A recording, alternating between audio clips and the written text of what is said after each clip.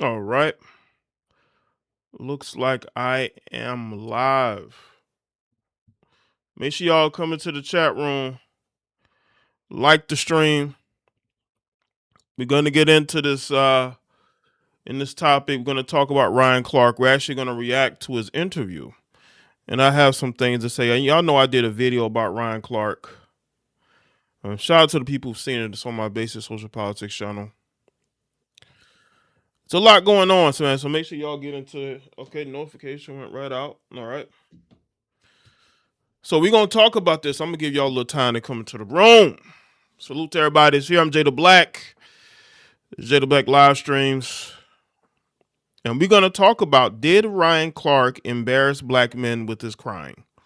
You know, I'm one of those people that, you know, when you have enemies and you have people who wronged you, you don't want them to see you being emotional and crying.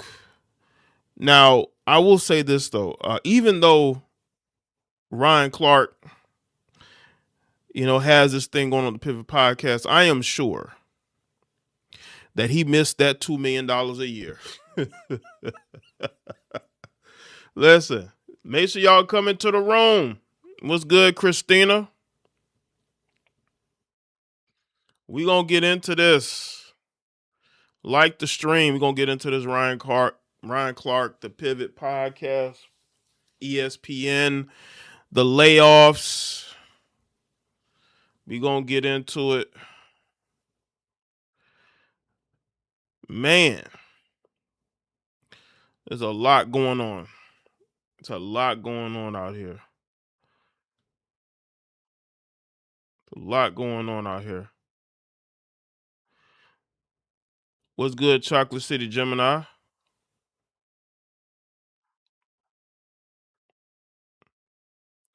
What is good? What is good?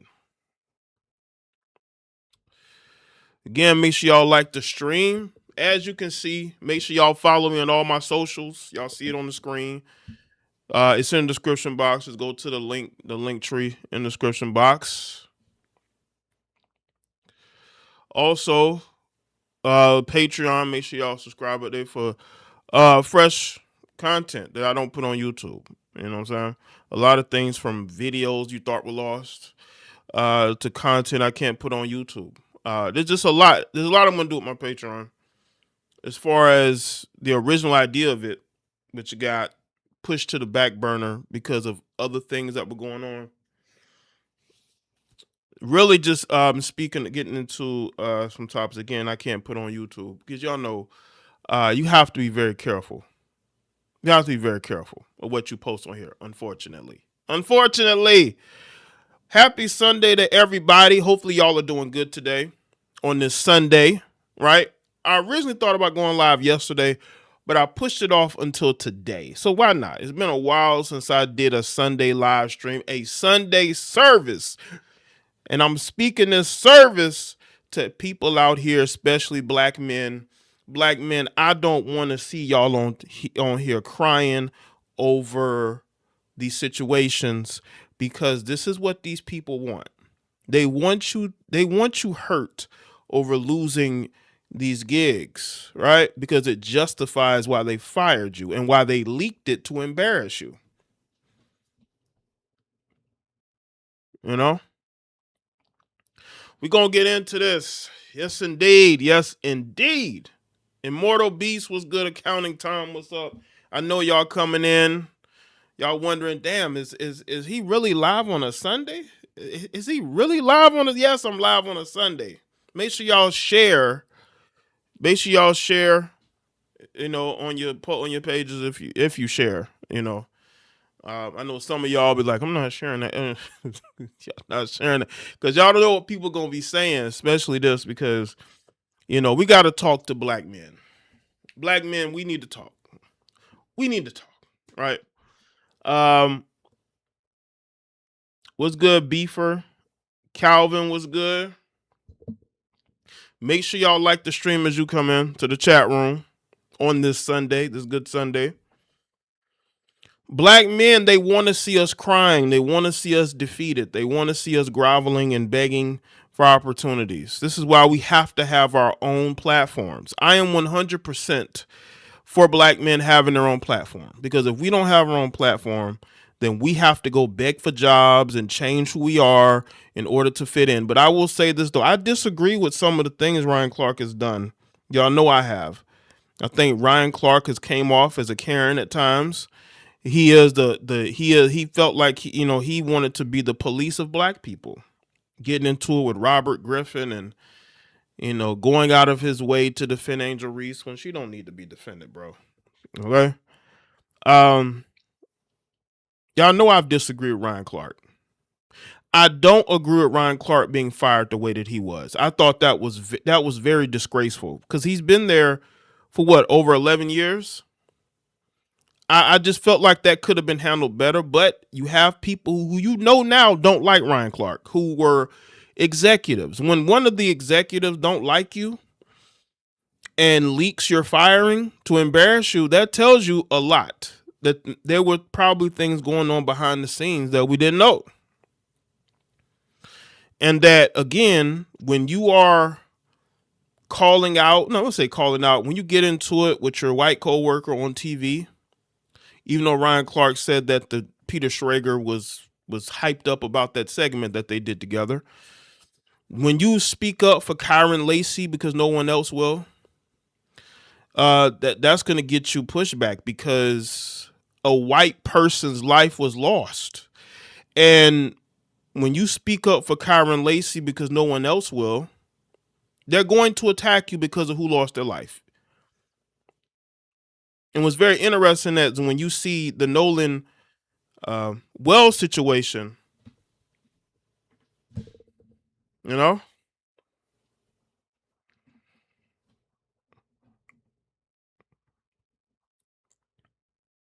then the Cam Newton situation. Didn't Ryan Clark have something to say about Cam Newton having Jason Whitlock on his show? Like, Ryan was policing black people on the internet. It's not your job. Focus on ESPN and focus on your own business instead of being the police of black people online. And let me say this too about Ryan. Ryan is one of those people who think he's liked when he's probably not. You have people have this inflated sense of acceptance that they really don't have. And one of the things that struck me in this interview, a lot of things struck me in this interview. Again, salute to everybody this year. Make sure y'all like the stream. One of the things that really that I looked at, I'm like, interesting, was how Ryan Clark talked about how he finally felt accepted in Louisiana, I believe New Orleans. He finally felt accepted by the people that he grew up around. Is that why he goes out of his way to show how black he is? That's good, Brian. Salute to everybody that's here. Like, Ryan, you don't have to do that. Your deeds and the things that you do for people will speak louder than anything you tweet, right? Or anything that you say on TV. And I think Ryan really thought that he was unfireable. Nobody in this day and age is unfireable. But when enough important people don't like you, you're going to be out of there. And I think Ryan at the time did not understand how many enemies he had at ESPN. Crying over your job is not going to help you. I know you because he talked about in his interview. He said, "You know what? I was taking care of a lot of people, because not only did he have his business with the Pivot podcast, but he also was making that $2 million a year, which he publicly campaigned for, which ESPN never forgave him for, because people don't do that at ESPN, right? Again, make sure y'all like the stream if you haven't. If you're new, subscribe. If you're watching, you're wondering, should I subscribe? Subscribe. You know what I'm saying? So he's there, and he's talking about how he has to support a lot of people. And again, when you publicly negotiate with companies like ESPN, they never forget that. And they will always hold that against you. And every time you get into it with the Peter Schrager or you speak up for Kyron Lacey, they are saying, look, he needs to go. And every situation Ryan gets himself into, they're just waiting to do it. And that is why they leaked it and fired him while he was live on the show. Because by then, this is too late. Ryan went to Shaw, a Catholic school on the West Bank. That's a national football powerhouse. People used to call him an Oreo, especially since he always dated white women. Wow. And his eldest daughter's white. And I think Ryan has always felt like he needed to be really, really pro-black in order to make up for that. And again, that's why in his interview, again, we're going to get to it. We're going to slow walk this. We got time. Ain't in a rush, right? We're going to react to that. But I want y'all to hear my commentary and not just me looking at somebody else's video. So Ryan went to a Catholic school because again, when he did his pivot interview, right? His pivot podcast interview, he talked about, and he got emotional crying about, being from the West Bank, right? And not feeling accepted, right? Not feeling black enough. And now he feels accepted. Now he feels black enough. That's why he would go on TV and say the things that he said. This is why he would go after people like a Ryan Clark. He'd go after Cam Newton. Why do you have Jason Whitlock on your show? It was good, Sherelle. Dope was good. Because he wanted to be accepted by these people. Let me tell you who you should be accepted by. You should be accepted by your family and the people that you help in your life along the way. Getting on social media and getting on TV pandering, saying egregious things because you want a certain segment of people to accept you, bro, they will never accept you. They will make fun of you. And they're the ones making fun of you now, crying over the fact that you lost your job at ESPN and you never saw it coming. How did you not see it coming, Ryan? Now, and again, in his interview, his pivot interview, he said that he felt that people felt some type of way about him after this past football season. And he felt that the energy was off. That's because they wanted to get rid of you. They just didn't know how. But they wanted to. And that's why, again, you can't get on social media and make a fool of yourself. Get on TV and make a fool of yourself crying. Y'all remember when he cried about, and again, I don't agree with this. What's good, boss lady? When he said that his son was called an N-word or disrespected by an older white woman, his son should have cussed that white woman out. Now, again, maybe that's not how he raised his son. Because that's not how he raised his son. What are you talking about? Now, we don't know what happened. We don't know the full story. All we know is what Ryan Clark said. And he cried on TV about that. Like, you could just tell this guy has deep emotional wounds. And it comes out in what he believes is helping people. But Ryan is probably one of those people who also rubs people the wrong way. There are people who may smile in Ryan Clark's face and tell him that they like him and that they're cool with him, but behind the scenes, they don't. What's good, Marlon? What's good, G. Marie Rochester? Good to see you here. I know Ryan personally. We had a bad fight, but I moved past that. I honestly wish he hadn't been fired. You know what's interesting, Brian? I don't think he should have been fired either. I disagree with Ryan, but Ryan was a very good analyst. But I just think that he at times tends to think that he is the moral police of black people. And I just don't think he should focus on that. He should focus on his job as an analyst. Now, if he wants to get on his podcast and say certain things, that's a different story. Just like when Stephen A. Now Stephen A. says crazy things, but he has more value than Ryan Clark. Let's be real. At ESPN, he has more value, but he has his own separate platform that he's building, which is smart. Because there's going to come a time when Stephen A. is on the chopping block at ESPN. You better believe that. That day is going to come. Because ESPN is a failing network. They're a failing network. So Stephen A. Smith may find himself in the same spot. Because they're a failing network. Him being with a white woman made what he said about RG3. Yeah, because it's like, how can you say what you say about Robert when you've been not only with a white woman, but you have a child with her? But a lot of these guys have regret about dating white women because they want to be accepted by black people. And they're like, well, damn, let me go get a black wife and have black kids and have this black family to make up for the fact that I do have a biracial child. And I want to get on social media and TV and be very political. He said his son held the door for a white woman and she didn't say thank you. Oh.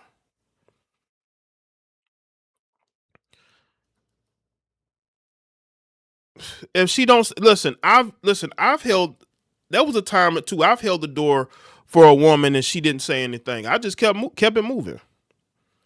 That's on you. I'm not going to sit there and argue with her. I'm not going to say nothing to her. I'm just going to walk. Okay. That situation shouldn't have escalated because that happens a lot. Actually, you have women who you walk past, you'll say hey to, they won't say nothing to you. Look at you like you're crazy. And I'll say, oh, I see why you probably have a miserable life. I would have cursed that out too. Right. Yeah. If she would have said anything disrespectful to me or my kid, I think, man, you cuss her out. Ryan's son should have G-checked that troglodyte. Right. If she said something disrespectful, he should have checked her. Absolutely. Because his son is like, what? Now, I could be wrong. Now, isn't his son on his way to college or close to going to college? You're going to have to handle these situations on your own. Hot takes in sports have destroyed these TV shows and podcasts. It has, unfortunately. I remember watching ESPN when all they talked about were the topics, and they would talk about these topics in a very entertaining manner, right? Salute to Brian. Clark is eccentric, but what I can't take away from him, the boy is a world-class DB coach. I've seen him personally develop college and NFL DBs. Appreciate that, Brian. You know what? That's what I thought. When I watched his podcast interview, Brian, I said, why doesn't Ryan become a coach? Now, maybe he doesn't have the temperament for a coach, because to be a football coach, you have to be at the office. Like if he's coaching in college, you got to be on the road recruiting. And maybe that's just not the world he wants to be in, but you can make just as much, if not more money being a coach. Because I'm pretty sure that Ryan would be able to recruit these young players, connect with their families. He could do that, but he probably doesn't have the temperament. Maybe his wife wants him home more. That could be what it is. You know? What's up, Alex? Lou, what's up? Yeah, white people don't have always the best manners. But the thing is with me, I could read white people. I could read them. So if I sense a certain type of energy, I don't even, I'm not even talking to them or dealing with them. You got to read their energy. You know what I'm saying? Like if I'm walking out of a place and I'm seeing somebody walk up and I don't like their energy, I'm not going to hold the door for them. Because your energy off, right? His son Jordan's a good kid. Nah, Jay, he played at Notre Dame and now he's playing for the Jets. He's not the kind of kid who will curse a woman out. Oh, okay. Okay, so he's been in college And okay, he's playing for the Jets.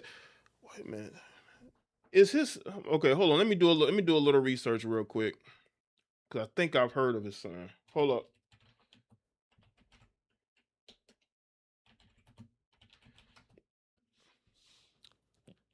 That's who his son is. Jordan Clark. I know I heard that name. I heard that name for Jordan Clark. Okay.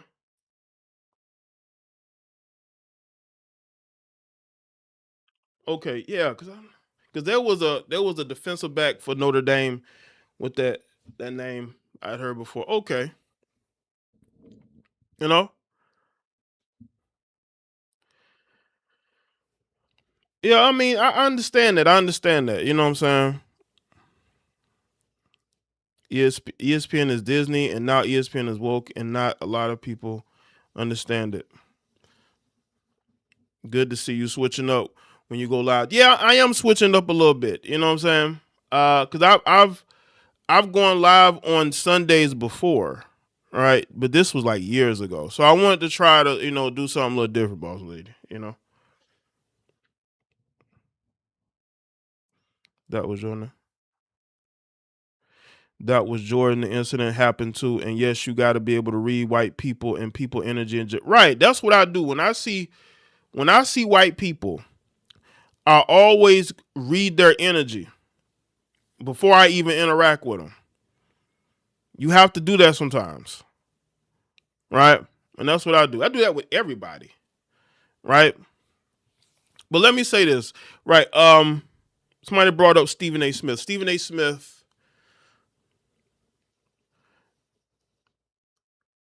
and Stephen A. Smith couldn't quote unquote save him, right? This is why Stephen A. Smith, when he gets into beefs with people, he needs to stop talking about how much power he got at ESPN. Because y'all have heard Stephen A. Smith, brag about how much, power he has at ESPN. Well, we know that's BS because you couldn't help Ryan Clark or Cam Newton. And Cam Newton is on your show. Make sure y'all like the stream if you haven't.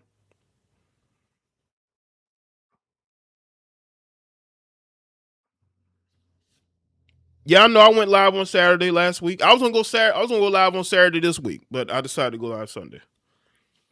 So the Stephen A. Smith thing, Stephen A. Smith, when you get into issues, the problems with people, don't be bragging about how much power you got at ESPN when clearly you claim you have none.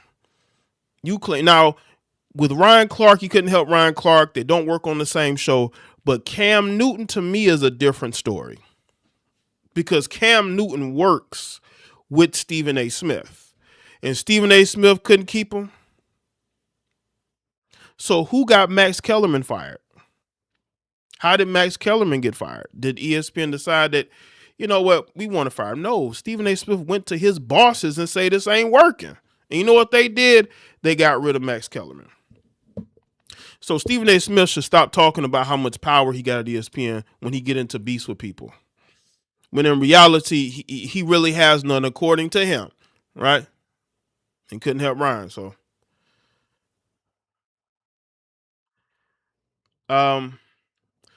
another situation that occurred, I want to get into real quick is the Angel Reese angle.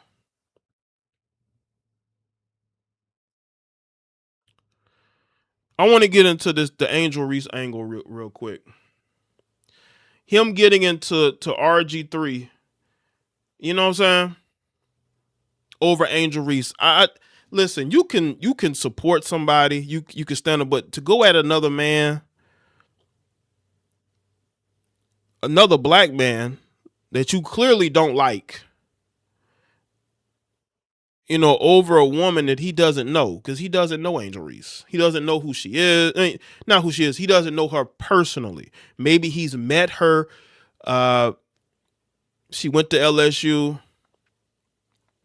But to see these men who, outside of being acquaintances, go and defend these women the way that they do is just very interesting to me.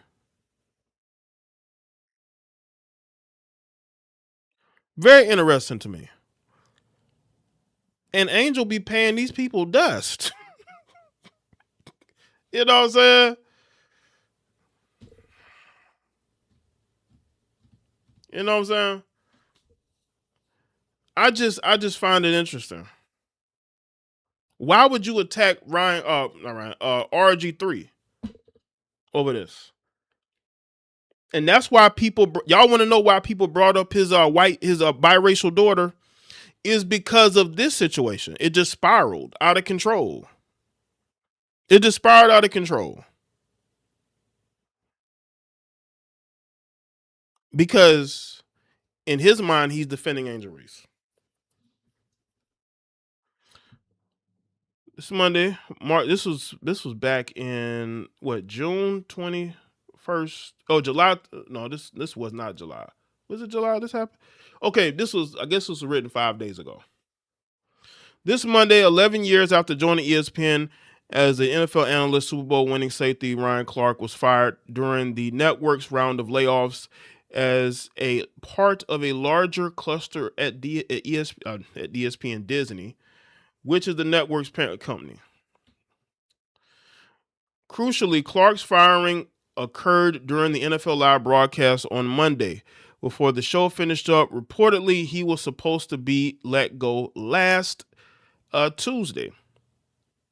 But multiple media outlets reportedly put ESPN in fear that RC would find out he was fired online rather than directly from them. Because who's leaking it? Somebody that works there. Higher up, right?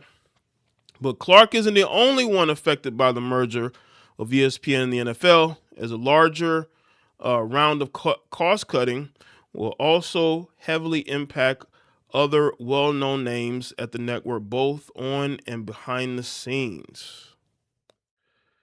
Okay, let's get to the RG3 part.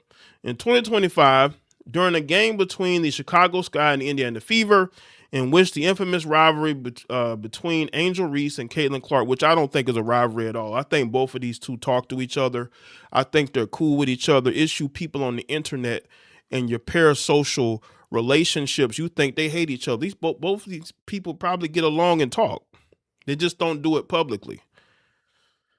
Was the focus. Former NFL player Robert Griffin III called out the Indiana sharpshooter for her flagrant foul on Reese, stating that Angel Reese hates Caitlin Clark. After watching Caitlin Clark's flagrant foul on Angel Reese in the aftermath, there is no way Angel Reese can continue to lie that she doesn't dislike Caitlin Clark. I know what hatred looks like. Angel Reese hates Caitlin Clark. I don't agree with this, by the way. I think she's highly competitive. I think there could have been in maybe college, you could say that. But after them being in the WNBA for a year or so, I don't sense that. I just don't sense that. Not some basketball rivalry hate either. Hate.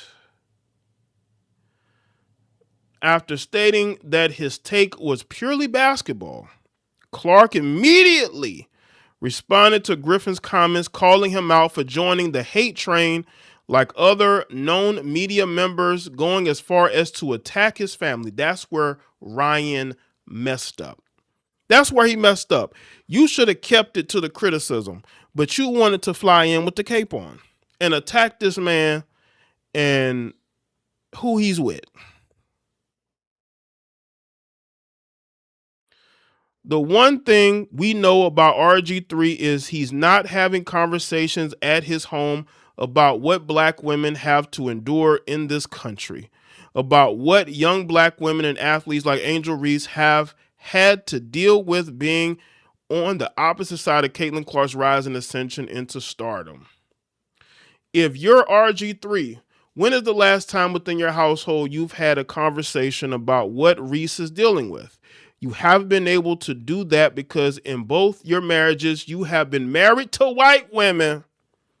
He continued the whole time that he's mimicking Angel Reese and bobbing his head and moving his neck while he's doing this whole piece. His wife is in the back and is amening and clapping.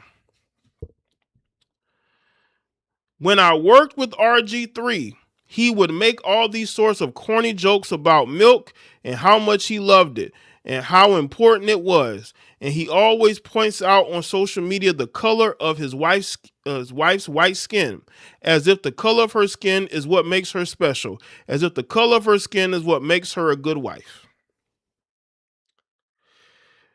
Clark eventually apologized for the comments. As any father and husband would, Griffin didn't take Ryan Clark's words lightly, going on X to stand up for his family and calling out Clark's integrity.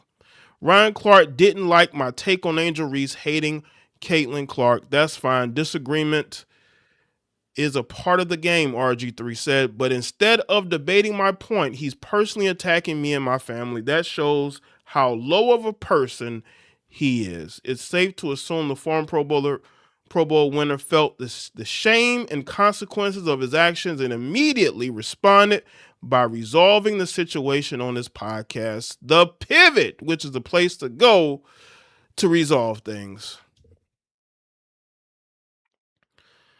All of it started over Angel Reese. Take that he felt was a sports take that I didn't feel that way about. I felt it was away from the court. I felt it was away from basketball, Clark responded. I took a take that was personal to another person and made it personal to myself, and I shouldn't have done that. I wanted to defend a black woman, which ended up being an attack on him, he felt, or at least he said an attack on his family. And that was never the case or never the intent of mine.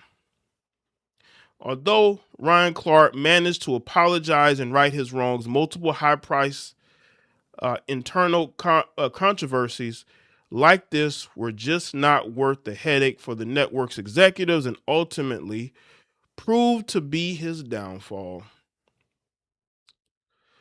I mean, you did bring up this man's family first. He didn't bring up your family. He didn't. And this is why the reason why he went on the pivot and said this is because after this thing exploded, right?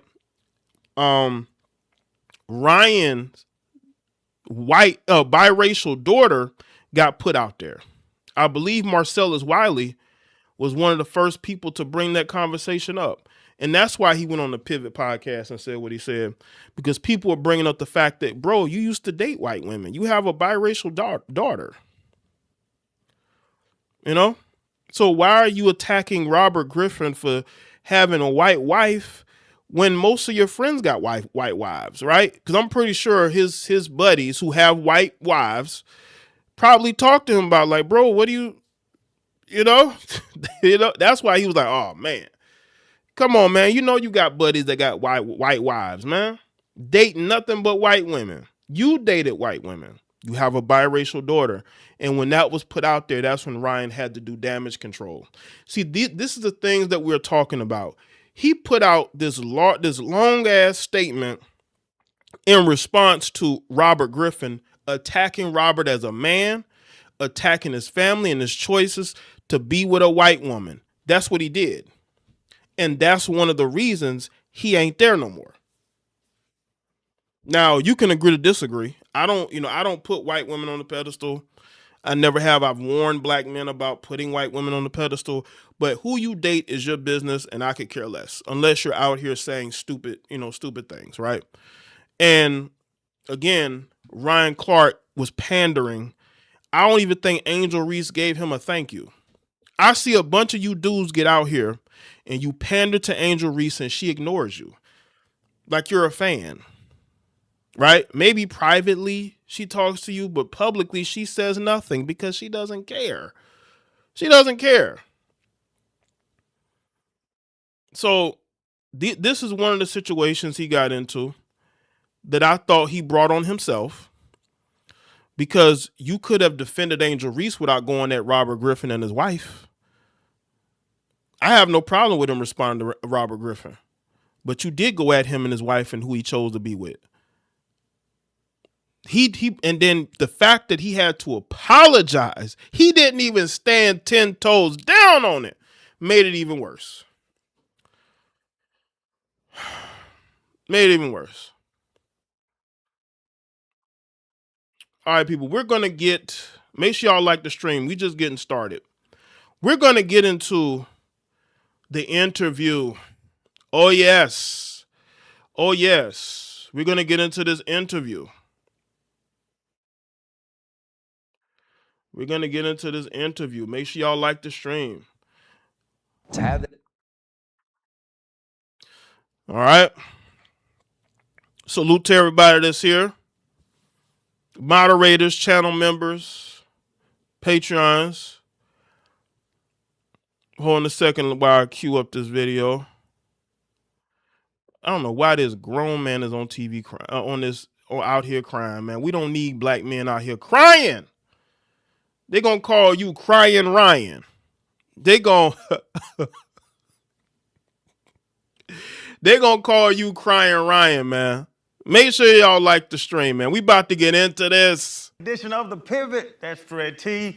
I'm Chan, Pivot fam. Thank you for pivoting with us. But RC ain't lose all his jobs. We have a special guest today, Pro Bowler, Super Bowl champion, 4-time Emmy Award winner, and former ESPN employee. We got Ryan Clark coming out.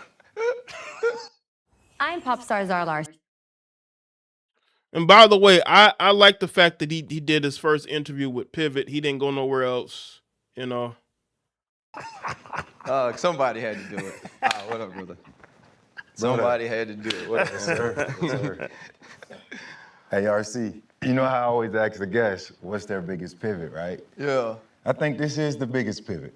For sure. I think I'll look at it in 5 years, and if I was sitting down with Ryan Clark, Channing Crowder, and Fred Taylor, that would be the answer. Now, what happens from now is like the rest of the story, but I think the moment would be this moment. You good? No, I joke about it, but you know what I'm saying? It's a serious situation. I think, I'm definitely okay, but I feel for the other people who are going through this with me. Carl Ravitch been there 33 years. Charles Davis, one of the best men in the business, along with best analyst. Bart Scott, Cam. And let me say this, Charles Davis, I think, did a really good job at the NFL Network, and the fact that he got let go was a travesty. I think is absolute travesty.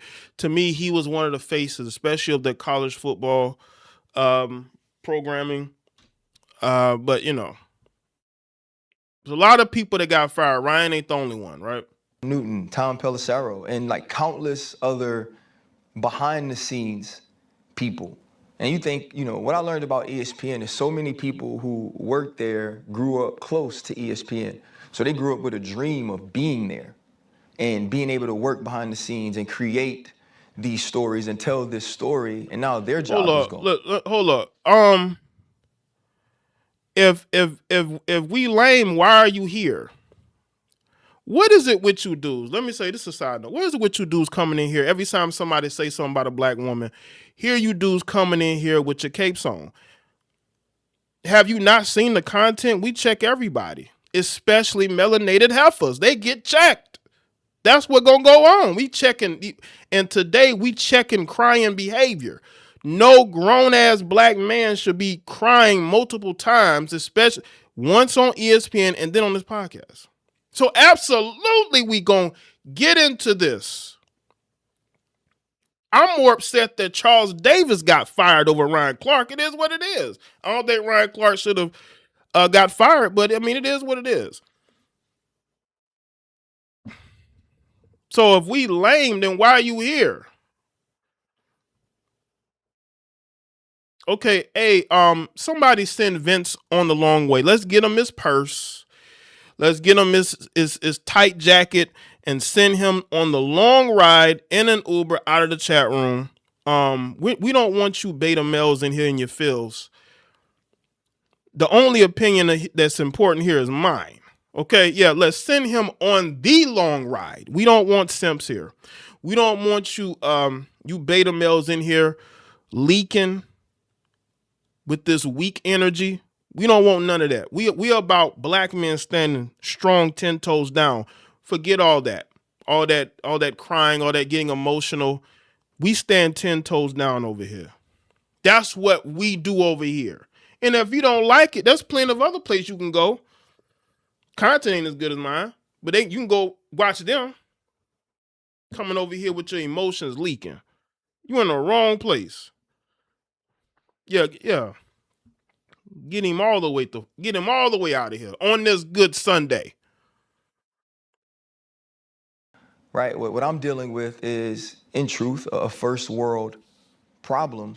But there's some people who are truly counting on what ESPN was going to do for them to feed their family.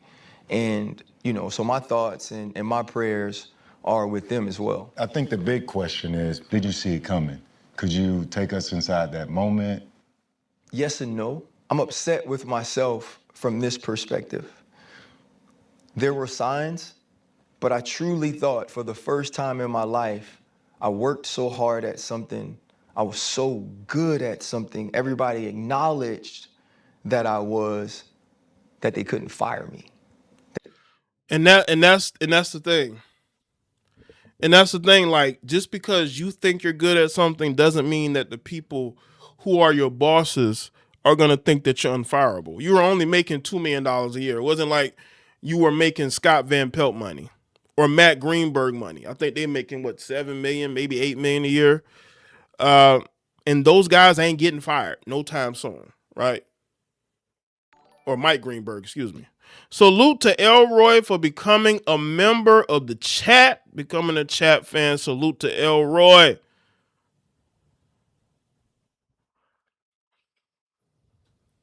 Yeah, we got to check this behavior. Black men, we have to be able to check each other when we need it. Now, I think he's emotional because he lost that $2 million a year. I mean, that would make anybody emotional, but you have to be able to stand strong and stand firm, because there are people who look up to you, Ryan, right? That they wouldn't fire me. That a company who's going to have the Super Bowl this year, who truly wants to put their best foot forward to the entire world and have the best people talking about football, wouldn't fire, in my opinion, this is my opinion, and it seems to be the opinion of many others, the best football analyst in the world. Mm-hmm. I didn't think that, and that's my fault. This offseason, our piece on Monday Night Football with Greg Brooks won an award, a diversity award. And our showrunner and our director and our producer were so excited, and it was like, PR is gonna post it. And it never happened. And eventually I just posted it myself, and then PR reached out like, oh, I'm so sorry that we missed it, but the Emmys are coming up and we'll post it afterwards. And I just remember sending a text to one of the people I work with, and I said, they're not gonna post that, they don't care. A company that posts about, cool things like spelling bees and post about the family feuds and all of these things, didn't care about an actual segment on our show about a young man like Greg. Didn't care about that enough because of me to use it. Was that ever addressed? No, it was never addressed. Family Feud. Yeah. They have an NFL Live Family Feud, a show that I've been a part of, that I won a sports Emmy for being a part of, that's won 2 Emmys in a row because of the core of Laura Rutledge, Marcus Spears, Dan Orlowski, Mina Kimes, and Ryan Clark. You go do Family Feud, and Marcus and I aren't there, but Marcus was asked. And when I reached out to the people who were involved, they just said, one said, we never asked for you. Another said, these 2 people were already on Pat's show, and that's why you and Marcus weren't on. But Marcus was asked, I wasn't. So there were just signs throughout the season, like even now. If you look at everything for the Super Bowl year, I'm not on any of that. A guy that's supposed to be a part of Monday Night Football, a man that's supposed to be a part of NFL Live, a man that's a huge part of First Take, was a part of building Get Up. So to me, the signs were always there. Yeah, I would say so. It looks to me like they were trying to phase out Ryan Clark. They wanted to phase him out. That's what it looks like to me. And they were slowly phasing him out. And once they start phasing you out, the writing is on the wall.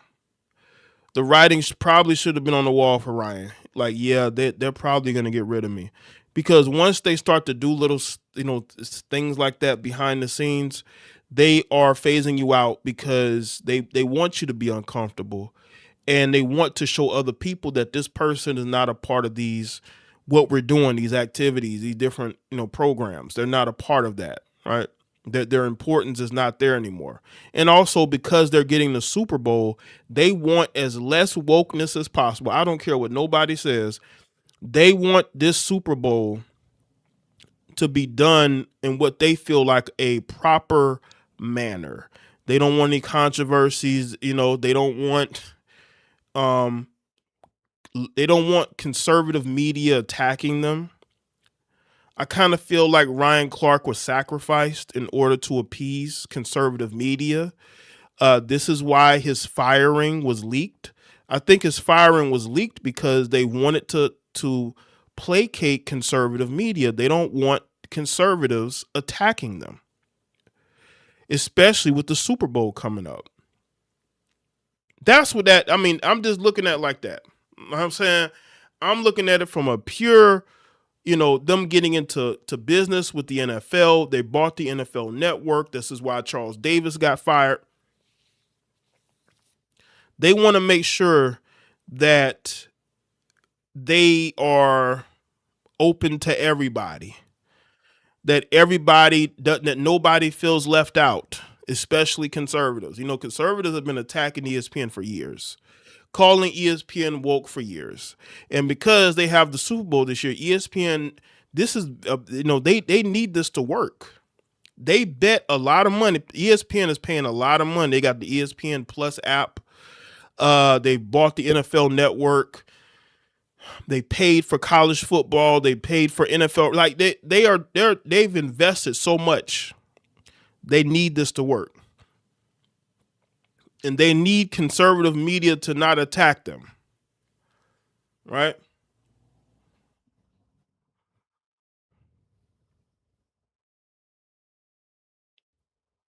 And I called, man. Yeah. I called executives. I called decision makers. I called bosses. Is my schedule changing? What's it look like? And it was never a definitive answer. But I think it was never a definitive answer because this was always the plan. Yeah, and you're not a shy dude. Like you said, I know you ain't just sitting in the shadows with your head down. You're gonna address situations. But if it's not performance-based, what's it based off of? Well, to address the head down thing, what makes me a little bit sad about myself is I did a jet. First of all, Rams, I'm talking about what people are saying. I don't care about the term woke. I don't care who made it. I don't care who created it, who promoted it. I could care less. I'm talking about what others are saying. So if you're hung up on that word, that is you. That has nothing to do with me. I could care less about the word woke. I barely use the word. I could care less who the word is for, who pushed the word, who made. I could care less about any of that. That is irrelevant to the commentary. That's who I was to try to keep my job. I did have meetings with people and say, okay, what is it that you need from me? Not the analyst. The analyst he was damn good. Yeah. Right? If you care about the person. Listen, I will use any word I care to use. Why do you people come in my chat room being disrespectful? I'll say what I want to say. If you don't like it, you don't have to be here. I don't know where y'all came from. I don't know who y'all think y'all in here talking to. But I will use whatever word I want to use. And again, when I speak on things, I speak on the conversations that are being had. And I will use whatever words I want to. Y'all coming in here with this elitism, hiding behind faceless profiles, trying to tell me who's smart and who's not. Where did you people come from? Where do you people come from? Rams, define faceless. How about that? Define faceless. Why don't you define that? Y'all coming in here with this elitist mentality and you're hiding who you are. That's on TV. What is it you need from me? Because I want to do that. I want to build a relationship. I want to involve you in the things I'm doing. You know, man, like this show. You for know 3 what? years, bro, we never. Tulo, you're right. Hey, why don't we send Rams on the long ride? Yeah, we need to send Ramses on the long ride. He's a fake ass Pan-African. Let's send him on the long ride, please. Yeah, let's send that Pan-African lame out of here. Yeah, let's send him on the long ride. Let's send Ramses, whatever the fuck, on that long ride. Okay. Now, anybody else that comes in the chat, trying to act smart when you're really not, you're just a Pan-African loser. Let's send them on a long ride too. Okay, let's send them. Just send them on a long ride. All right. No need to grab purses. Just go ahead and just send them. Right. Shied away from any topic. Right. We never shied away from tackling anything. We did this year because I knew I couldn't have no beef. I knew I couldn't respond to disrespect. Right. I knew, for lack of a better word, I couldn't be too black. What makes me sad is, even in trying to adjust to be at least more of what certain people wanted, they still fired me. And so I think that is difficult. I think it's about some of who I am, and it's about certain executives not connecting to that, not supporting that, not wanting to champion that, not wanting to give that the vast platform that is ESPN. And I think they utilized it to make an example of me. But RC, They did. You caused. Oh, they definitely did. Oh, they definitely did. Firing you on while you live on your show, they definitely did that. I told you, I think they sacrificed him. They sacrificed him. They got him out of there. And they did it live in front of the world. They did it live in front of the world. Because they wanted to embarrass Ryan. And listen, I don't hate Ryan at all. I don't dislike him. I disagree. I disagree with a lot of people. Just because I disagree with you don't mean I dislike you. I thought it was horrendous how they handled this. If you're gonna fire him, don't leak it. Fire him when he's not on air, if that's what you want to do, right? But to do it while he's live lets me know how much contempt some of his bosses may have had for him. And yes, they did want to make an example out of him. You know why? This is why I'm against the crying. I'm against him crying because he gave them exactly what they wanted. They wanted to see you cry, Ryan. They wanted to see you emotional and broken. That's what they wanted to see. They love seeing black men emotional and broken, crying. Why did you fire me?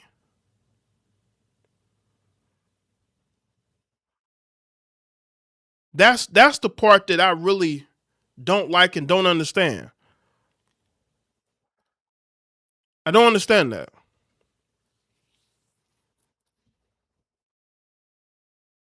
Some people to figure out what you can do. Did anybody give you a heads up? Yeah, I gotten some heads up. I mean, summer ago,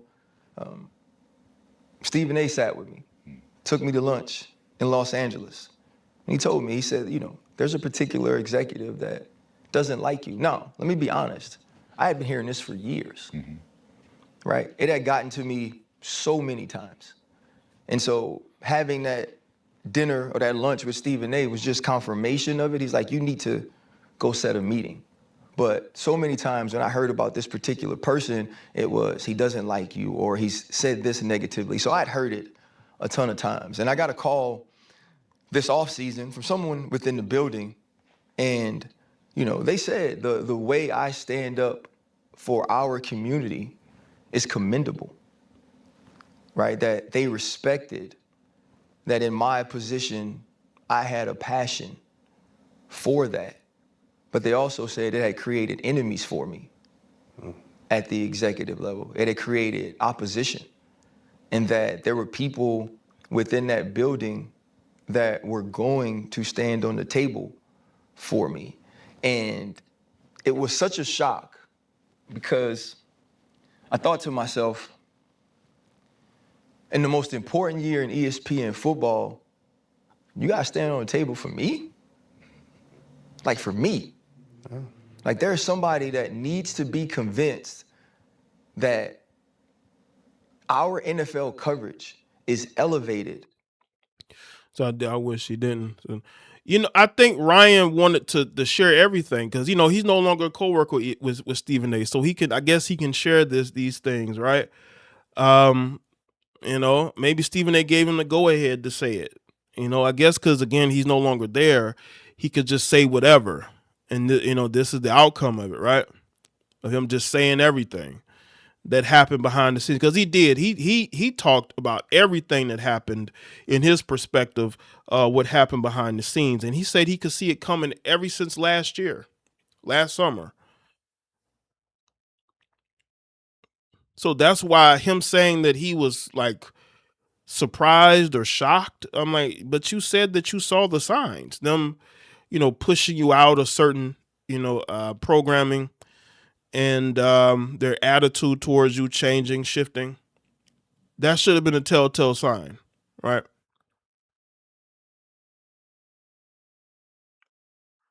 When I'm on TV, like, there's a person that knows football. There's a person that knows TV that thinks that 13 years in the NFL, Super Bowl, Pro Bowler, a captain, experience from being an undrafted free agent to trying to make the team, to being one of the leaders in the locker room, 12 years of doing this, you got to convince that person that I should be doing TV. Mm-hmm. And, what I learned was it wasn't about who I was in front of the camera as it pertained to football. It was about what I represented every time I got in front of that camera. And that is something that I don't believe you truly, truly can combat. When it's all said and done, that's the least anyone can do. I mean, you stand up and stand on, the shoulders of, or for so many people. Like, what you do, bruh, is unbelievable. So for someone to stand up for you, I think that's the minimum anyone can do. But to also, I want to put this to bed, because a lot of people have been having their takes about Stephen A., and you mentioned Stephen A. Is there anything Stephen A. could have done to make this go away? No. Stephen A., with all of his power, with all of his influence, is not a true decision maker at ESPN. That's not his job title, right? That's not in the repertoire of what he's asked to do. And we get it so many times, right? And I get it all the time. Why do you ride for him so much? Like, why don't you come for him when he says these things? And I've said it on the show. I call him. I text him. I tell him when I think he's doing too much. And I have the conversations with him all the time. But when this company was treating me in a way that, at least in my opinion, was unfair as it pertains to what I'd accomplished, he was the first person to go, I want you. Mm-hmm. If they're gonna take you off of this or that, don't worry about it. You'll get your TV time on my show. Thursday and Friday will be Ryan Clark's days. That will never be forgotten by me. Mm-hmm. I will be forever grateful for that. That in a space. Yep, Chris. Yep, he got rid of Max Kellerman. So he has power, especially when it comes to First Take, the whole Cam Newton thing is a whole different discussion. Because again, we hear the term "he has no power." Oh, so a person who's working on his show, he has no power to keep them. Yeah, right. That I was sort of being told, at least being who you are is going to make you lose certain things because you aren't these people that we covet, these people that we're comfortable with, these people that we take pictures with and put our arms around and show the world that we support them. I'll do that for you. And the loyalty he's shown me, the love he's shown me, the true hurt and pain in his voice when he called me around 4 o'clock Central Time on Monday, I will never forget that. We are forever, forever friends. You talking about 4 Central on Monday. What happened on Monday? Because you got 5-minute shifts. Get fired halfway through that job. Hey, Chad, crazy, right? Hey, where'd the other box go? Hey, Smokey was trying to build club houses. You know what I'm saying? He was stealing boxes. He was stealing boxes. Hey, my box disappeared. You know, your box went away. Hey, they was like, that damn. commercial, I said, there was he go. Jay, some say how he embarrassed Peter from NFL Network was final straw. I believe that too, Black Rain. I believe that too. I believe that. Salute to you, Black Rain. But according to Ryan, and he's going to get into it, according to Ryan, Peter Schrager actually was hyped up about that segment, right?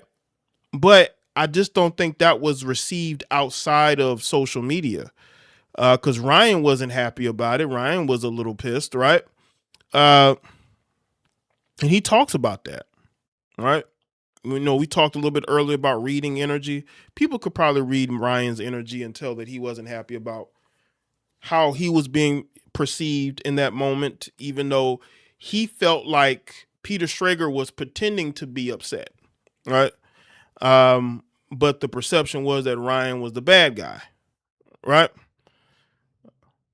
Shaquan was good. Salute to everybody that's coming into the chat that I haven't said anything to.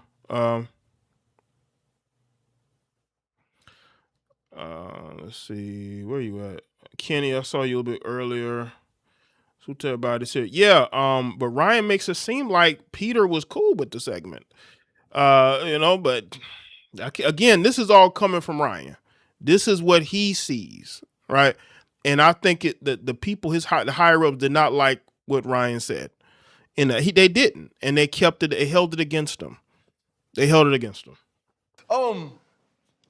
Yeah. So let me put this to bed. I wasn't laid off. I was fired. Right? They're using layoffs as a cover and a camouflage for what they already intended on doing. But there was no cause for it, right? So because there was no cause for it, you couldn't just fire me, so you had to wait to the layoff so you could camouflage it and veil it, right? But here's the other thing. If I was laid off, like everybody else, they came out on Tuesday. Mine came out on Friday. I get the call. I get a text from our showrunner that tells me to call my boss. I call my boss in the break, tells me they're letting me go. He said, this is a very awkward call. This is a hard call. I could hear how hard it was for him. And if anybody was going to call me that was anywhere on the executive level, whether low or high, he's the person I wanted to, the way he's fought for me and rode for me. And he said, our friends, jokingly, at Outkick had the story, and we're going to leak it. Let me tell you why I know I was fired. Because during the season, after some of the Kyron Lacey news broke, there were people on our network along with me that said something about it.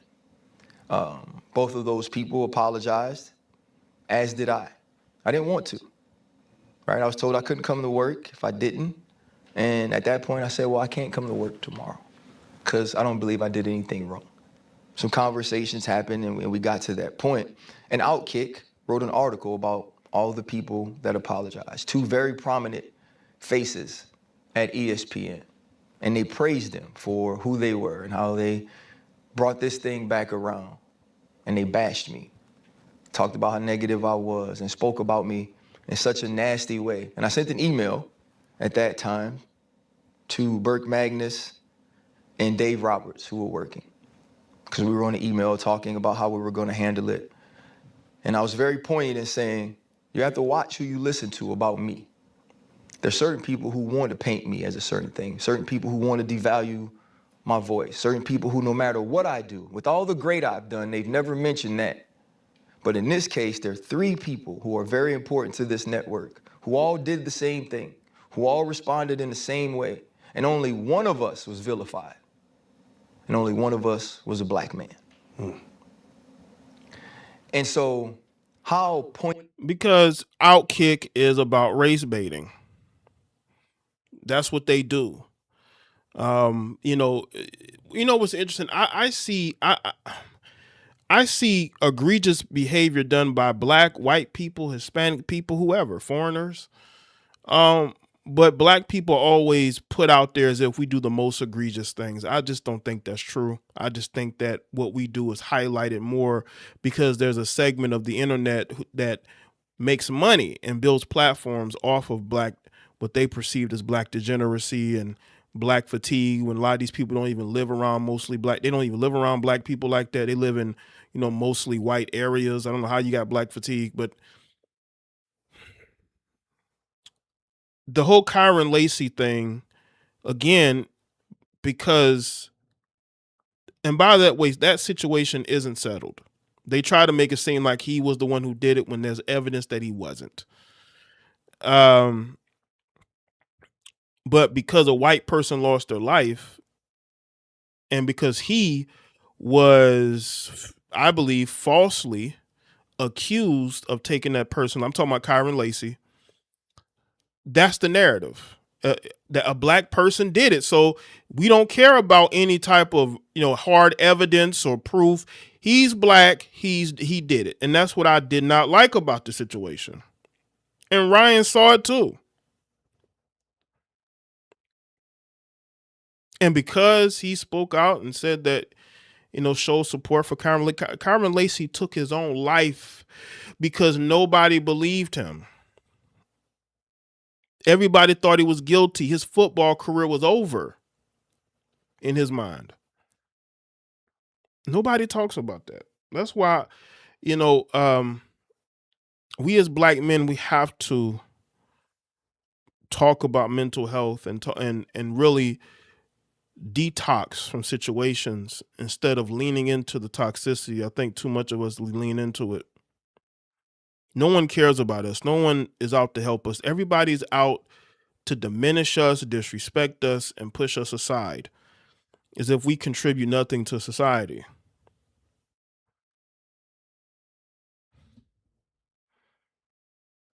How purposeful is it to make sure that that's the exact same publication that gets the story that I'm going to be fired?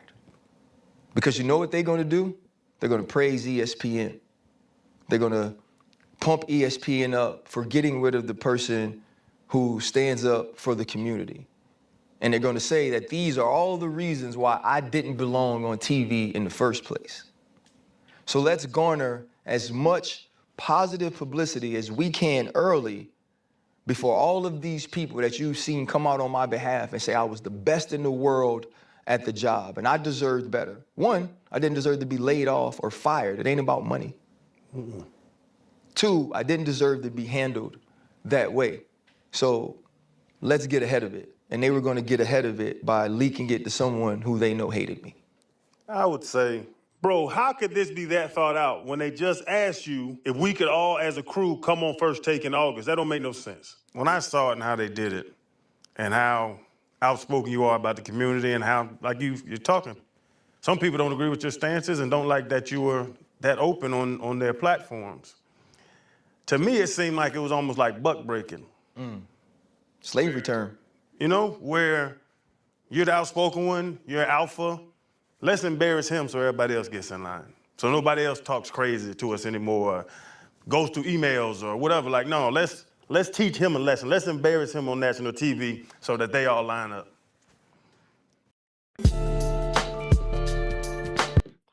And that's what they did. That's what they did. I think that could be part of it, you know? Like, I also know that this is a private company. They get to make their decisions based on what they want to make them on what they want to do. What I do know is they didn't take a vote. This wasn't about the majority, right? This wasn't about the people I work with day to day, because my phone don't say that. Production people who ain't worked with me in 5-6 years, thank you for how you treated me. Thank you for the laughs. Thank you for your professionalism. Thank you for showing up constantly. You know, Monday night. Thank you for always. If we didn't have any talent on a meeting, you were always there. You were always on time. You were always building things for the other people on that set. Thank you. And so when the people you work with cry for you, man, that means the world to me. Yeah, Khalil, YouTube is the #1 platform. That's why everybody's coming to YouTube. Everybody used to mock YouTube, but now all of these corporations and brands are coming to YouTube because, you know, YouTube is #1. Twitch will never be that. Kick will never be that. Rumble will never be that. YouTube has built such sustainability. No matter what becomes an alternative, they're just never able to match up. And that's why everybody's coming to YouTube. Listen, we have our criticism of YouTube, but they've built such a solid foundation. And the thing is, they take from everybody. They took from Snapchat. They took from Instagram in a way. And they take those elements of what make those platforms good and they bring it to YouTube. Look at the YouTube shorts. Look at the being able to post on the community wall, right? Memberships, right? Memberships, the super chat. There was a time on YouTube there was no super chat. Yeah, you could go live, but you couldn't get no super chats. If people wanted to donate to you, they'd have to hit that PayPal, right? Or sign up to your Patreon. There was no super chat. Now you got super chats, you got gifts, you got memberships.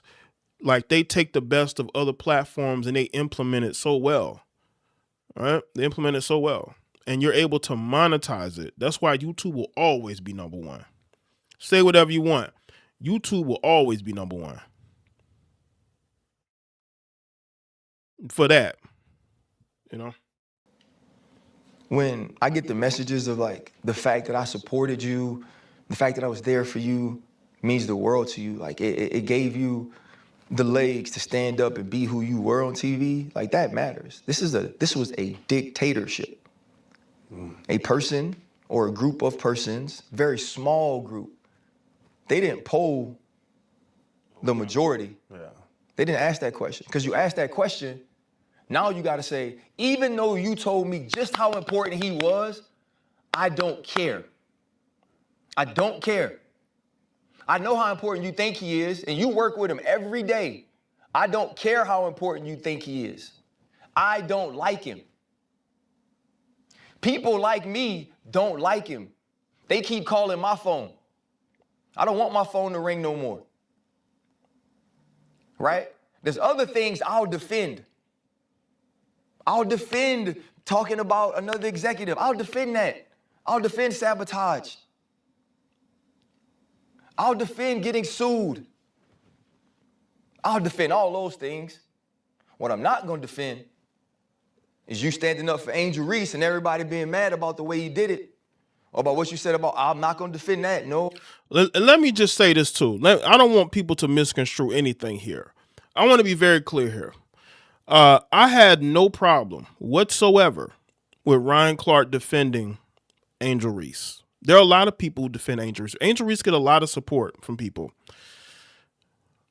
My only issue was him bringing Robert Griffin's wife into it. And the fact that he married white women, because that ended up, you know, blowing up in his face as far as people talking about the fact that he dated white women and has a biracial daughter. So I hope people understand that. no problem whatsoever of him defending, supporting Angel Reese. Oh, I'm not going to defend you standing on 10 toes for them all the time. It's not what I'm going to do. I'm not going to take those calls. And that was the decision that was made. And I believe that has a large role in why it was made. Bro, we know how much you love what you do and how hard you. Hey, you know what? Welcome back, Carter. The N-word wake-up call is undefeated, and the wall is undefeated as well. Work and how passionate you are. And we've seen numerous occasions where we've had opportunities on this show to make X amount of money, and you help us understand that it's not about the money. It's about the quality of the work that we have to put out and the lives it's going to touch. So we agree with you. It's not about the money. It's never been about that. It's about your job and simply what you love to do. But when you text me, like all the other people you spoke about, I said, man, this man lying. April Fools, it ain't even April. I didn't believe him, but I didn't want to respond that way because it caught me off guard. And I was like, ain't no fucking way these people are that stupid to do one of their best, but people like that. And I ain't saying that because we rock, but I just know what it is. But even then, you know, I started searching the internet and trying to figure out, like many people might be, like, what happened? Like, what's going on? Like, is this a Netflix doc situation? Like, what's really going on? Yeah. And we've been hearing reports about, you know, the disagreement with Peter, right? Yeah. They're trying to pit you and Pat against each other. Mm-hmm. And so many other things people are trying to stir up and figure out what's going on. Like Chan said, like they're looking or waiting for a scandal, right? Yeah. But it's simpler than that. Oh yeah, it's no scandal. Let me be very clear. I love Pat McAfee. I think what Pat McAfee set out to do really put in place a blueprint for a lot of us. Like, absolutely. Can we do it and be accepted? Absolutely. Let me say this. Pat McAfee did, he built a blueprint that a lot of other platforms are trying to follow. Like, I remember when Pat McAfee would stream on YouTube, right? He'd be there with his cast of characters. He'd stream in the mornings, and all of a sudden you saw all of these celebrities and people on his show weekly. Like, Pat McAfee put the work in. And I think Pat McAfee should get respect for what he built because he had a vision, and that vision was able to manifest into $60 million a year from ESPN. There were people who thought Pat McAfee was crazy for taking that deal. They thought he would be muzzled, but he showed that ESPN needs him. So he did show a blueprint that a lot of other platforms are trying to emulate. It wasn't just him. There were other platforms. There was other podcasts too for former NFL players around that same time. But Pat McAfee became the clear number one out of all those. Right. Absolutely, Elroy. She didn't give a thank you to. She don't give a thank you to none of these people. None of these people, because I don't think Angel Reese, she don't respect these people pandering to her. I think Angel Reese prefers when people tell her the truth, or if they have disagreements with her. That's why I think her and Caitlin Clark don't have no hatred towards each other. I think there might be mutual respect there. Or received at that level, at that amount of money? Probably not. He's an anomaly in that way. But y'all look at Cameron and Mace. Look at the platform that Cameron and Mace put together. They ended up, I think, getting a bag recently, right? Didn't their podcast get a bag recently? He built a platform similar to how Pat McAfee, you know, they have the studio, they have the female, I guess she's like a moderator host, right? And him and Mace is there. They have other people who call into it. So they have a good blueprint to their show. So Cam and Mace is another blueprint. How they were, you had two guys who have no sports background who are able to put together a show. Neither one of them have a sports background, But look at what they were able to build with each other. To now Cameron is making guest appearances on ESPN, right? Respect and admire what he's built so much. Right. Peter Schrager, like me and Peter. Right, Shannon Sharp. Right, Shannon Sharp. The interviews. Now Cam Newton has sort of followed Shannon Sharp's blueprint with the interviews, right? So, you know, have an issue, right? I would think if you'd ask him right now, obviously after what went on with us, there's been nobody that's nicer to him. And I do want to address that as well. Going into last season, that was when I met with the executive and said, hey, look, I can only see one reason why you'll have a problem with me, because it's not my work. And I get my schedule. I'm supposed to work Thursday, Friday on Get Up and First Take. I fly in on Wednesday night. That's what my schedule says. So I fly in on Wednesday night. I never get an email. I never get a text message. Normally you get that about the production meeting. I don't get that. So I wake up in the morning and I was like, well, you know, I'm not working. I'm texting, hey, am I off of it? And I cut the TV on and Taylor and Will are on, which, like, I'm happy for them. Them boys worked hard to get that opportunity, right? Go do your thing. But I was upset because, wait, you can't call me and tell me that the schedule's changed? I don't deserve the respect of believing that this is my schedule?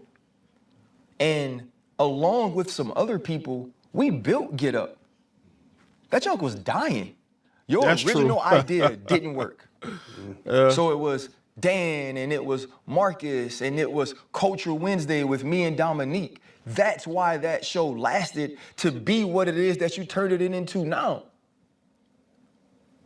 And the people who I built that with, y'all just couldn't call me and just tell me, RC, we made another decision. And I asked, man, and another thing I'm mad at myself, I begged and begged to be back on that show. Because it meant so much to me that we built it. He said he begged and begged to be back on that show. Ryan, they were already making plans to phase you out. They've been making plans to phase you out since you signed that contract extension. From what it looks like, it just looks like they were just saying, you know what, we're going to minimize Ryan Clark and keep him to just NFL Live. That's what it looks like, right? Yeah, Get Up is. I saw the ratings for Get Up. Get Up, it definitely has made a comeback. Because I thought that show was going to get canceled, but that show made a comeback. It did. And to be on it. And he just kept telling me, people aren't doing both shows. Dan's doing both shows all the time. Yeah. Damian Woody's doing both shows all the time. Peter Schrager's doing both shows all the time. And so I'm already feeling something. And you go into that Friday, and Greeny had said and Peter had exchanged a couple of times that neither one of them ever played. Salute to Stephen B. He's been a member for 72 months. Said respects to you, Jay. Listen up, work. Well, thank you for checking in, Stephen B. Appreciate you for supporting. Jim Marie says they could have called him instead. Yeah, they could have. They could have called him before the show and just say, you know what, don't go on the show. We're gonna let you go. All right. But don't go on the show. Why would you let that man go on the show knowing you were gonna fire him? That's crazy. You know you're gonna fire him. Why do you have him go on that show? You know he's gonna get embarrassed. And we're talking about CeeDee Lamb. And I tried to be very thoughtful in the way I approached it, because I wasn't trying to say you don't have an opinion because you didn't play. I was trying to say you have a different opinion because you didn't play. And maybe I didn't get that across in the right way, right? I can accept that. But then he raises his voice at me. He's like, don't belittle me and this and this. And in the moment, I'm like, I'm on TV. I'm not finna have that back and forth. Let me be calm. Let me Gentleman rated, I agree. Escalate this, and let me truly explain what I mean. That the in-helmet perspective is different than the out-of-helmet perspective. And so we get in the break, man, and I walk off, right? Because I'm upset, because I'm knowing what's going to happen, because he said I belittled him and he raised his voice at me. And he said he was upset. Now, again, when you work in a corporate environment, when you work at any job, right? No matter what kind of job y'all work, there's always people watching, Ryan. So when you're walking off the set upset, people are watching you, Ryan, and they're going to report back to the bosses about how you're, what's going on with you, right? They're going to report back and they're going to say, hey, is this guy, how is his attitude? Is he upset? And I'm pretty sure that happened. he's like celebrating the segment like it's a great segment. But I'm already knowing the person who loves you don't love me, and they make decisions here, and we just had that happen. Yeah. And while he's celebrating, I'm just telling him, like, man, like, don't effing disrespect me like that. Because I'm knowing what's going to happen. Now, at this point, I'm standing over here, right? I've gotten out of my chair, which is 2 away from him. I'm standing over there. And obviously, they recorded and they showed me the video. And I'm talking to people who've been there for 12 years, man, and they like, we thought you were going to get aggressive. What? Crazy. The person you've been knowing all this time who never did anything, who's never had an altercation here, was going to get aggressive from over there? So now you're trying to paint this angry black man trope of me that you know is not true, but I'm starting to feel the narrative. I feel what you're doing. You get me on the phone and people are telling me you gotta work better with people. Work better with who? Everybody I work with loves me. Like, real talk. Everybody I work with, they F with me the long way. Like, I ain't the best teammate. Hell, Jason Kelsey called me just to tell me that. Wow. And so I was just seeing the narrative that was being pushed and seeing the name and handle. What's going on? The way it was going. And then even that, much like what happened with Outkick with my firing, they leaked that video. And when they showing me this video, it's the video from the control room. So if that's gonna get released, that's somebody that works for us. Yeah. Right, you've been here 12 years, you have this incident, I want people to know that about you. I'm getting calls, we got the video. The video's been leaked. We're gonna show this. And honestly, I was trying to keep my job at the time. I should have told him, show it. Show him that he celebrated. Show him that I walked away. Show him that I was a 46-year-old man that said the F word from 15 feet away from somebody. But me and Peter talked. Yeah. Me and Peter fixed that. Me and Peter had the conversation. Me and Peter moved on from it, right? And what I wanted to do from him, from that point on, because let's talk about it. What's good? That's crazy, by the way.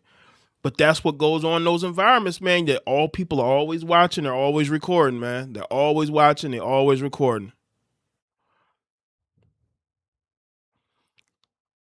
Appreciate that, Young Nation. I had to deal with human resources maybe like April, if I remember correctly.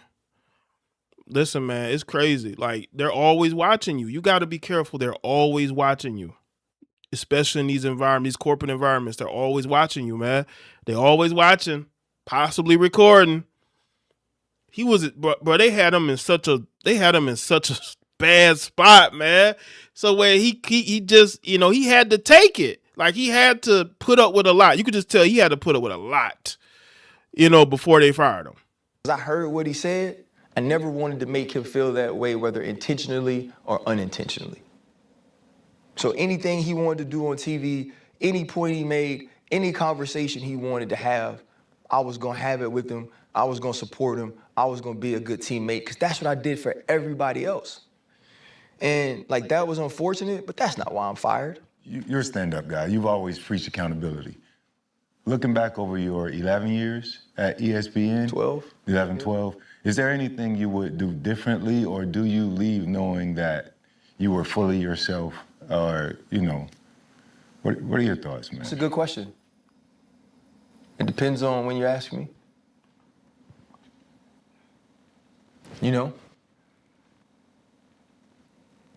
Like, you ask me, like, when I see people in public, like OGs and like aunties and stuff, and they tell me they proud of me, and they proud of like. Okay, now, okay. Listen, I don't mean to laugh. Like I'm not laughing because I think it's hilarious or funny. I'm laughing because this is where we've gotten to. Now we're about to get to the part where Ryan Clark gets emotional. We've gotten here, people. I don't want this stream to be too long, but I want it to build up to this part here.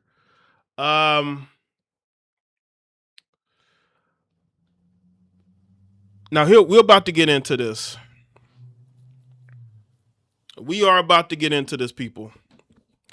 Now this is the part where he gets emotional and gets choked up. All right, let's get into this. Let's go back. I was gonna have it with him. I was gonna support him. I was gonna be a good teammate because that's what I did for everybody else. And like that was unfortunate, but that's not why I'm fired. You're a stand-up guy. You've always preached accountability. Looking back over your 11 years at ESPN, 12. 11, 12, is there anything you would do differently, or do you leave knowing that you were fully yourself, or, you know, what are your thoughts, man? It's a good question. It depends on when you ask me. You know? Like you ask me, like when I see people in public, like OGs and like aunties and stuff, and they tell me they proud of me, and they proud of like,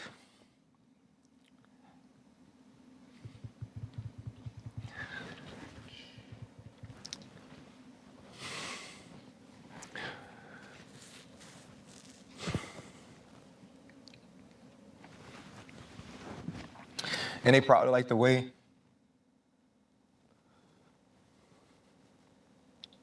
I represent the community. Yeah. I wouldn't change anything.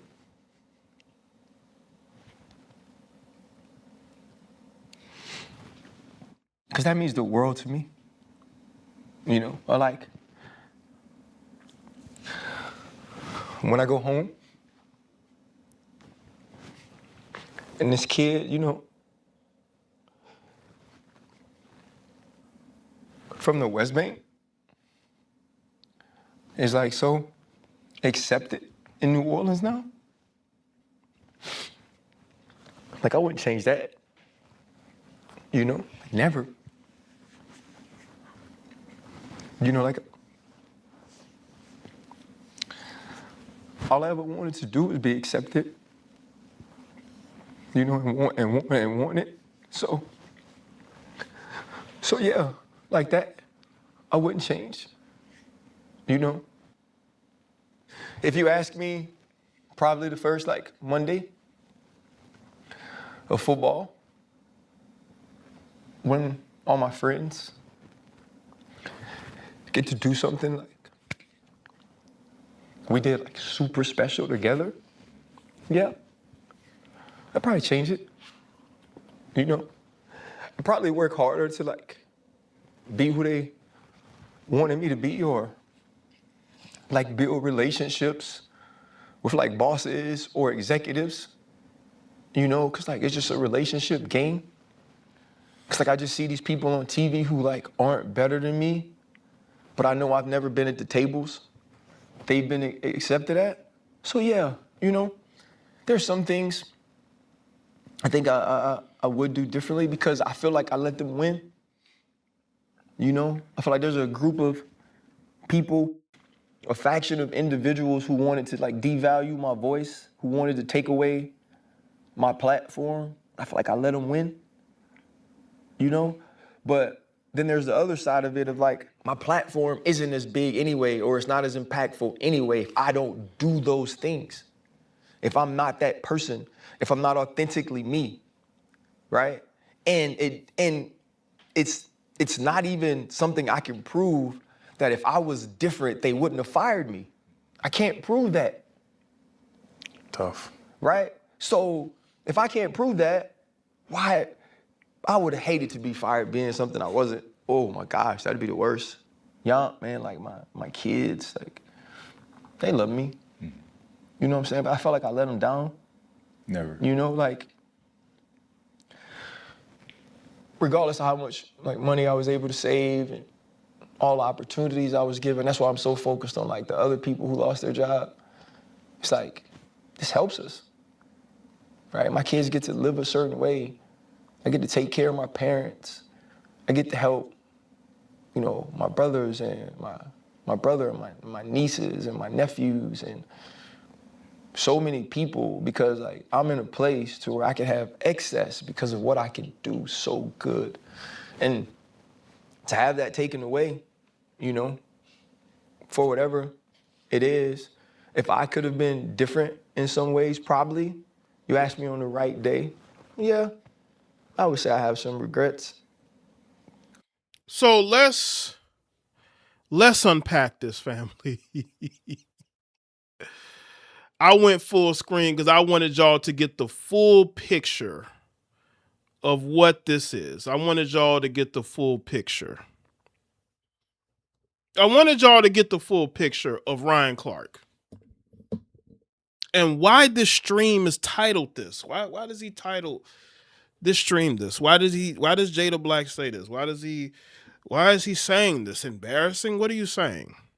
I wanted y'all to see it for yourselves. And I want you to tell me, people in the chat, people watching, I want you to tell me how you felt when you saw this. How you felt when you saw this. What are you crying over? Yeah, why do you want to be accepted? Is it because of where you went to school?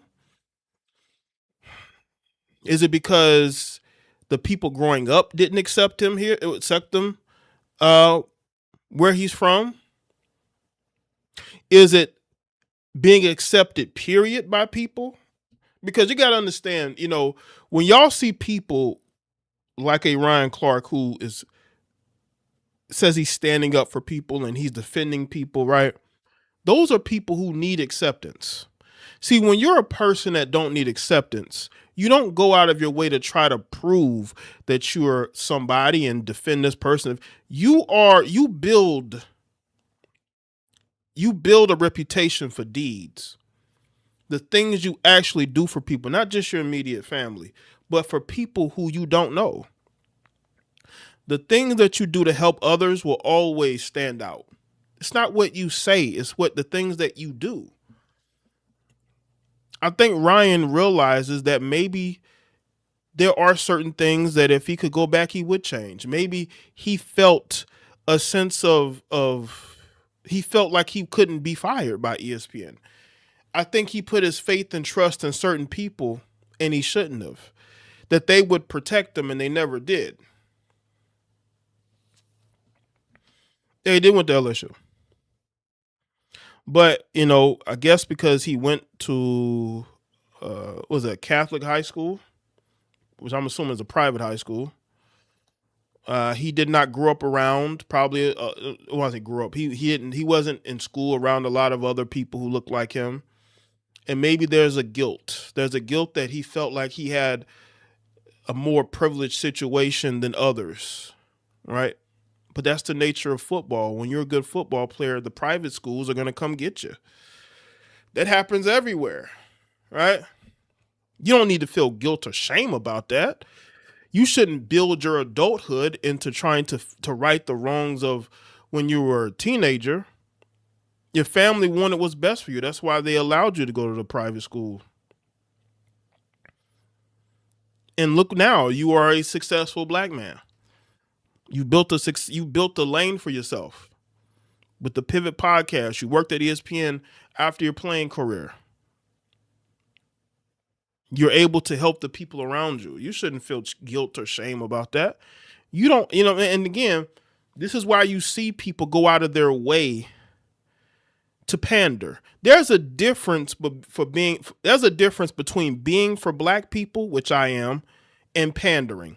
I don't pander to black people, and neither should you. You should absolutely support black people. You should want black people to win, but that don't mean you need to get on here and pander. Absolutely not.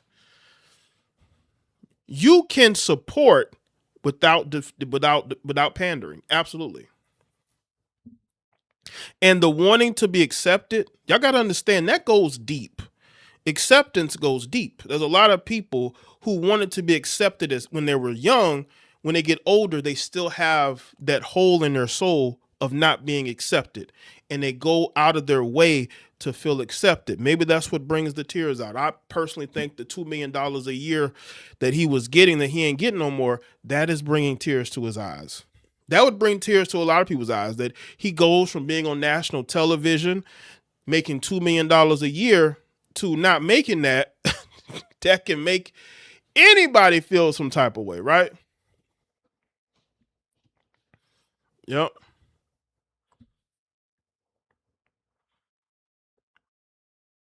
You can support, you can want black people to win, right? You can want to see injustices be talked about and preached about, and you want those wrongs to be right, but pandering is not the way to do it, because it's just empty. Pandering is empty, just very empty. There's nothing to it. When I speak on issues of black people, I'm very specific. Very specific. I want you to know what the problem is, not going out here just saying I'm for my people. You know, Diddy said he was for his people. How many times did y'all hear P. Diddy talk about how much he was for his people? Now, I'm not comparing this situation, but I'm just saying, when I hear these people talk about I'm for my people, they usually do the most damage to their people. I'm just saying. I need more than just words. You know, I need action. Actions is what we look for, not words. He got to have more than or equal to that to save up. Feeling the void of not being accepted sounds like loneliness to me. It does sound like loneliness. It's a pathway to loneliness. Losing that much money is a real heartbreaker. Absolutely. Listen, if I'm going to cry tears over anything, it's about losing $2 million a year. Okay. I go from making $2 million a year. You know, I got a certain lifestyle. You know, he likes to wear custom suits. Him and his wife like to go out and have a good time. Losing that $2 million a year would definitely bring anybody to tears. Okay. I would not listen. If you tell me he's crying over that money, I'd understand. I'd understand. You losing $2 million a year, that would bring anybody to tears. The pivot has been worth at least $1 million. Well, he's going to need to put both his feet into the platform now. They may even need to start going live over there at the Pivot Podcast if they haven't already. Why not? You know what I'm saying? Love Jay talking about Michael B. Jordan, by the way. Distraught in his face. Absolute distraught. Is it buyer's remorse, family? Does Fox still have sports talk? Fox Sports still operates, absolutely. He could go over there, but would they want Ryan Clark? That's the thing. Would he want to go there? Right? Who would he work with? You know, would he have his own show? They've definitely tightened up the ship over there at Fox Sports. They've tightened it up. I don't know. He should be telling people to subscribe. Absolutely, he should be telling people to subscribe to his channel. Absolutely. They need to start doing different things. Instead of interviews, make the Pivot Podcast, go live, right? Do different types of content strategy in order to, get more numbers, which obviously means make more money, sponsorships, all those things, right? He's going to have to put both feet into it now. He needs to focus on that. Don't focus on nothing else except that.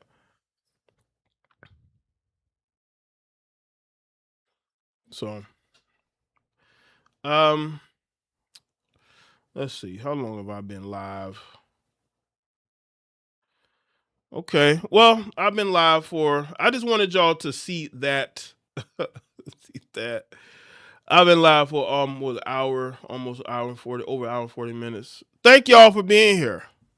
I appreciate y'all for being here. Salute to everybody that's here, moderators, channel members, patrons, people that donated. Listen, join the channel, become a member. You can be a part of the exclusive members community tab. Also, check out the members only content. So I wanted to get this out the way on this good Sunday. Hopefully y'all had a good Sunday so far. And I think that's it. Oh, make sure y'all go and check out all of the videos. I'm posting a lot of videos. My Jaye De Black channel. For those of you who don't know, I just spoke about Derek Fisher and his wife breaking up. They're on a trial separation, blah, blah, blah. Listen, she wants out. She ready to get out here and mingle. You dig? Shout out to Devon for the gifts. The star, appreciate that. What else did I talk about? Oh yeah, Malcolm Jamal Warner's wife crying over him leaving the bag to his mother. It's on my other channels. Also, I talked about the passport sis getting 6 years in a Hong Kong prison. Y'all, I've been busy. They would love to talk about the passport, bros. We needed this lesson, brother. Thank you. Salute to you. Welcome back, Carter. I appreciate you for supporting. Absolutely. I'm always ready and willing to have these conversations because, you know, these are the type of conversations us as men should have, especially us as black men. Definitely. Thankfully. But thank you for being here. You know, Jay, what are your thoughts on LeBron to Philly? I think he's going to chase a ring. There's nothing wrong with that. The Eastern Conference is still up for grabs, even with the Knicks. And he's going to a good place. I think he wants to go to an organization that's going to support him, that's going to support his team. I mean, his team, not just 76ers. He wants to go to a place where he'd be comfortable. And I think the 76ers is a team that they offered him like a 2-year deal. I don't think any other team were going to offer him a 2-year deal. And he took less money because he wanted to help the team win. So we'll see how that works. Man. Also, I talked about Brittany Renner melting down over what DJ Academic saying that she fell off. You did fall off. Now you got to go back to Mississippi. I bet she thought she was never going to go back to Mississippi. I think she thought she was never going to have to go back to Mississippi. But you got to go back. You know what I'm saying? I hope it works out for her.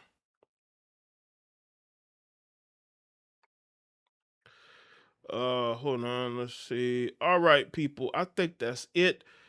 Salute to everybody that's tuning in. Thank y'all for being here and supporting.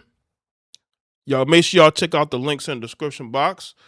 And also check out the other content on the channel here. I'll see y'all next one. Y'all take care and have a great rest of your day. All right.